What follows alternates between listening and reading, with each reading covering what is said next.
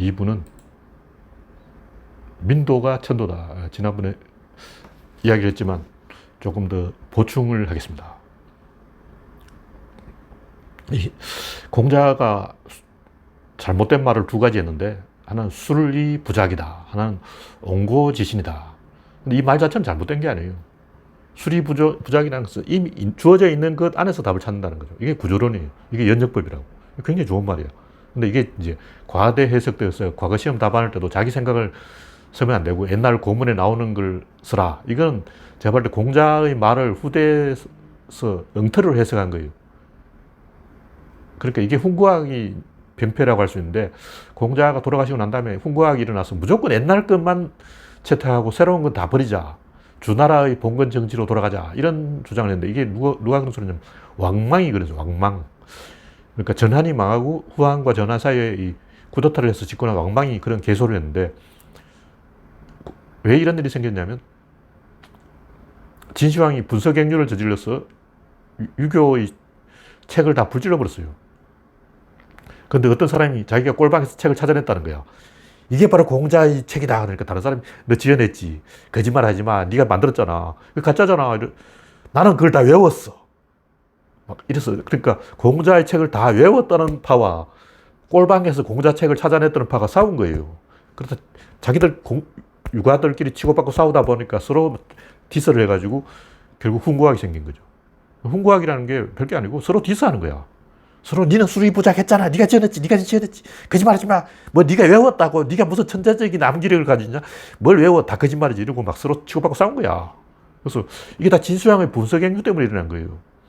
그래서 우리가 이 공자의 잘못된 주장 두 개, 수리부작과 옹고지신, 이게 왜 문제가 됐냐면 다 진시황 때문이다. 진시황이 분서갱유를 저지르는 바람에 유가들이 다 죽고 꼴방에서 찾아낸 책과 그걸 다 암기했다는 천재와 충돌이 일어나서 서로 디스했어. 네가 수리부작을 어겼어. 네가 옹고지신을 어겼어 하고 서로 이제 디스한 거예요. 그래서 유교가 온통 잘못된 방향으로 빠져버렸는데, 이것을 있는 그대로 해석하면 굉장히 좋은 가르침입니다. 수리부작이라는 것은 주어져 있는 범위 안에서 답을 찾는 거예요. 이게 바로 수학이야. 수학은 공리와 공준을 딱 정해놓고 그 범위 안에서 답을 찾는 거예요. 지어내면 안 돼. 숫자 안에서 답을 찾는 거예요. 모든 걸 숫자로 해결해야 돼. 숫자 외에 막 안에 짜장면, 뭐 사랑 이런 게 막 들어가면 안 돼. 율법 전서에 사랑이란 단어 하나 안 나온다고 그러면 안 되지. 막 이상한 단어가 들어가면 안 돼. 1 더하기 2는 사랑이에요. 그러고 막 3 더하기 4는 짜장면이에요. 이런 이상한 얘기 하면 안 된다고. 5 더하기 7은 정의이고 막 6 더하기 8은 평화예요. 막 이런 식으로 이상하게 들어가면 안 돼. 숫자는 숫자 안에서 답이 나와야 된다.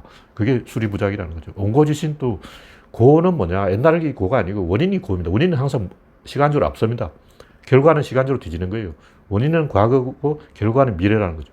원인과 안에서 결과를 찾는다. 이게 얼마나 좋은 말이냐고. 그러니까 옹고지신은 인과 법칙이라고.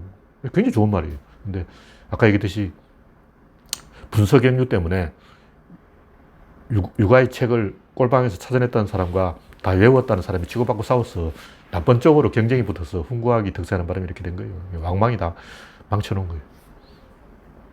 그래서 이 본질은 연역이라는 거죠.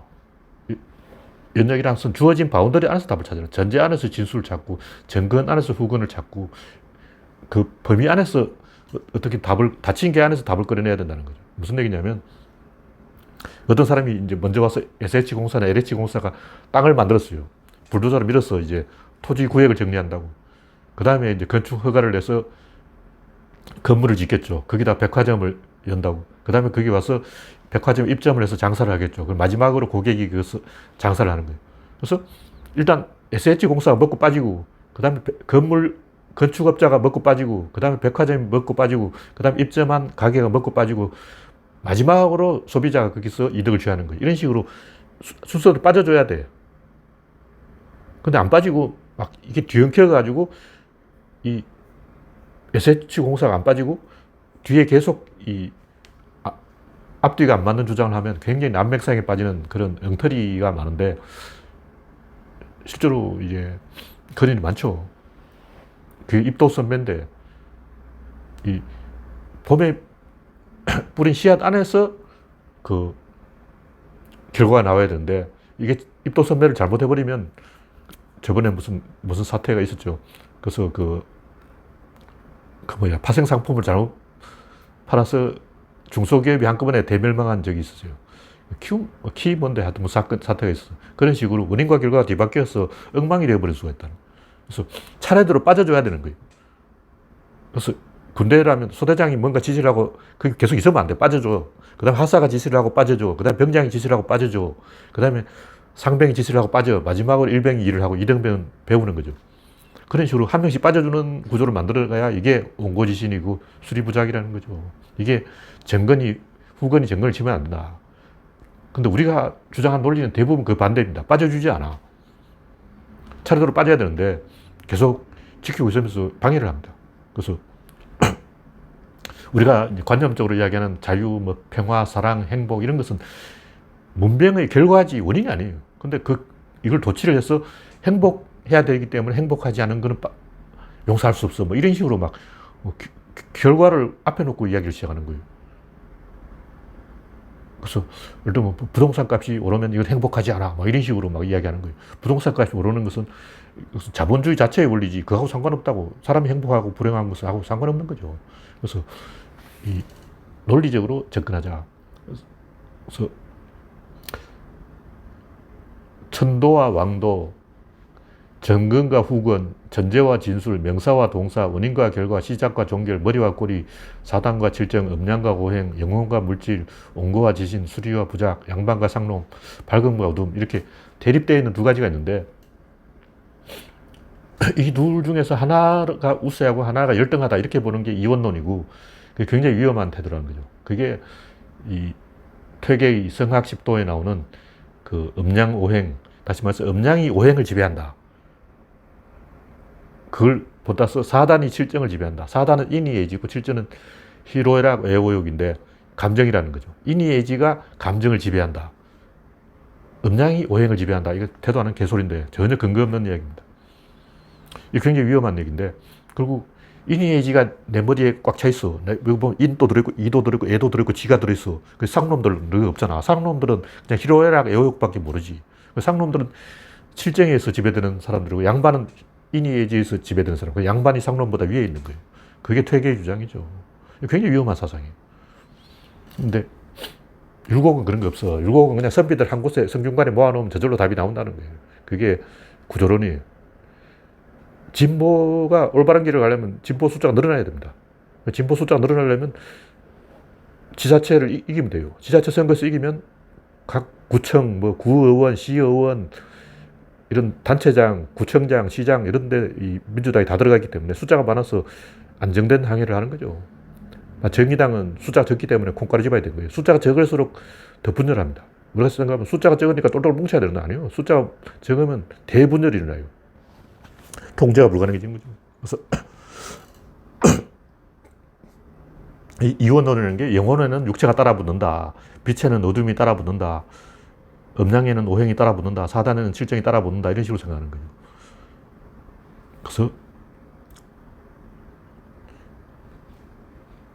영혼과 육체 이런 식으로 유심과 유물 이런 식으로 이분법적으로 가서 하나가 다른 하나를 지배한다는 생각은 굉장히 틀려먹은 생각이다. 그렇게 되면 그게 분열의 단초가 되는 거죠. 뭐든지 분열시키려는 생각이 빠져있는 사람이 그런 짓을 하는 게 이 원인은 적어야 되고 결과는 많아야 된다고 생각하는 사람이 있어요. 다시 말해서 양반은 적어야 되고 상놈은 많아야 돼. 상놈이 양반보다 많으면 안 되죠. 근데 이제 로마의 공화정을 보면 민중파는 숫자가 많고 원로는 숫자가 적어요. 근데 집정관은 민중파에서 나온다는 거죠. 숫자가 많은 데서 답이 나와야 되는 거죠. 이게 맞는 공식이에요. 근데 이 조선 왕조에서는 이제 양반들은 숫자가 적어야 되고 숫자가 적은 양반이 숫자가 많은 농민을 지배해야 된다. 이런 식으로 이원론적으로 가면 굉장히 위험해지는 거죠.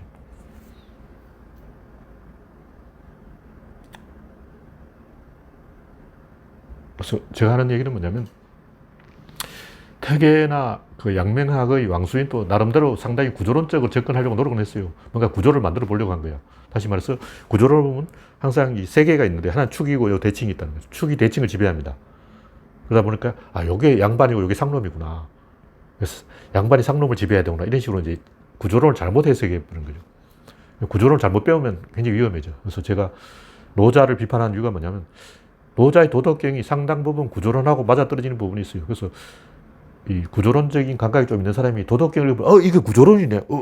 야 역시 노자 천재야. 이런 식으로 삿땡기로 가는 거죠. 그게 굉장히 위험한 생각이에요. 구조론 비슷한 아류 구조론은 굉장히 안 좋은 거예요. 그래서 그런 아류 구조론들이 굉장히 많은데 뭐 라제리시 같은 사람도 그렇고 깨달았긴 깨달았는데 엉터리로 깨달은 사람, 이건 굉장히 위험한 사람이에요. 그런 사람들은 자아도취에 빠져서 나는 깨달았어 하고 막 폭주를 하기 시작하는 거예요. 그래서 이 아류 구조론이 위험하기 때문에 제가 특별히 이 사람들을 비판하고 있다. 그런 얘기입니다. 그래서 어떤 사상이든 보면 약간은 구조론적인 요소들이 들어있어요. 그래서 퇴계가 그런 주장을 한 것도 깨닫지는 못했지만 뭔가 본 거야. 뭔가 구조가 있어. 축과 대칭이 있어. 축이 대칭보다 조금 위야. 축이 높아. 내가 축이야. 너희들은 대칭이야. 이런 식으로 생각하는 거죠. 그건 잘못된 생각이다. 그래서 이론론적으로 풀면 하나의 에너지 덩어리가 있을 뿐이고 원인과 결과는 시간적으로 나타나는 거예요. 다시 뭐 원인 조금 있으면 결과가 되는 거죠. 그래서 원인과 결과가 따로 있는 게 아니고 그놈이 그놈이라는 거죠. 봄의 씨앗이 가을의 결실이고 같은 놈이야. 그래서 봄은 양반이고 가을은 상놈이 오는 게 아니고 그 양반이 그 양반이다.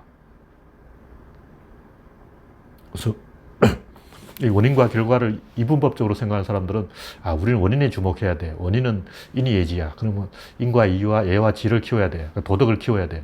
이런 식으로 혼자서 도덕 타령을 하게 되는데 그 위험한 게 진중권이 박원순이 돌아가셨다니까 충격을 받다면서 박원순이야말로 진보의 믿을 만한 최후의 보루였어. 이런 식으로 생각하는 거예요. 굉장히 위험한 생각이에요. 전 전혀 그렇게 생각 안 했어요. 저는 박원순 저 양반 좀 위험한 사람이다. 하는 짓이 안철수하고 똑같잖아. 배낭 매지, 운동화 신지, 백두대간 종주하지, 마라톤 하지. 이상한 사람이에요. 저 박원순을 비판하는 게 아니고 저 선거 때는 당연히 박원순을 찍었죠. 지지하지만 불안 요소가 있다는 거죠. 도덕가들은 굉장히 위험한 사람이들. 자도취에 빠져있기 때문에 항상 보면 이번에 그 경주에 최석현 선수가 자살했지 않습니까? 그분을 자살하게 한 사람이 철인 3종 경기에 우승한 사람인데 장진영인가? 장윤정이네요. 그러니까 장윤정이 나쁜 짓을 했어요. 최석현 선수를 죽게 만들었다고.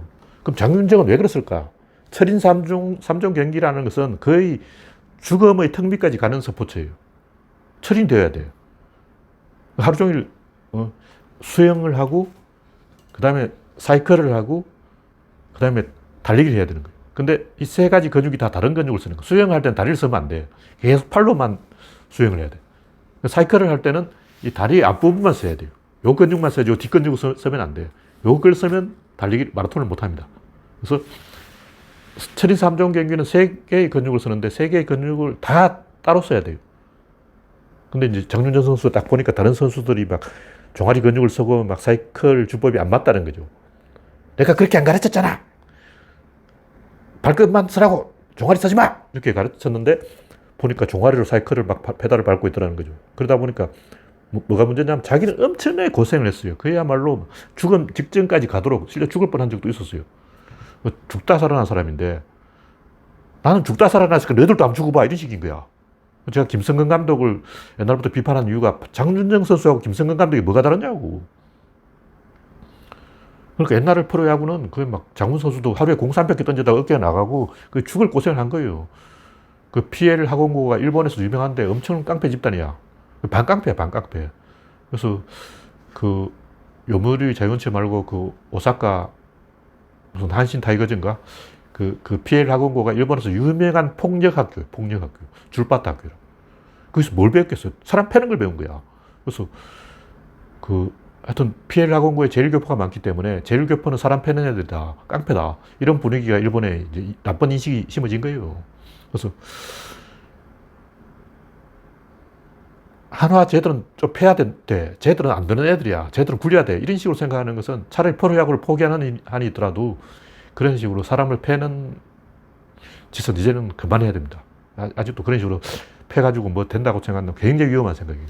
그래서 장윤정 선수가 왜 최숙현 선수를 죽게 만들었을까? 자기가 죽음 턱 밑까지 갔어. 한번 죽어봤어. 그러니까 너희들도 한번 죽어봐, 나처럼. 이렇게 된 거예요. 박원순 서울시장도 백두대간 종주하면서 거의 죽음 턱 밑까지 한번 가봤기 때문에 너희들도 나를 위해서 한번 죽어봐. 내가 모범으로 한번 죽어봤잖아. 이런 식으로 그 오만하게 생각할 확률이 굉장히 높습니다. 그래서 저는 물론 이런 일이 날 줄은 저도 몰랐죠. 불안 요소가 있다고 말이죠, 저는. 그 이유가 간단해요. 소크라테스도 부인 때문에 개고생했는데 철학자의 부인은 괴로운 거예요. 제일 힘든 사람이 효자 부인. 남편이 효자야. 못 살아. 누가 효자하고 결혼해서 살고 싶겠냐고. 내가 여성이라도 효자라면 그 사람하고 같이 안 살아.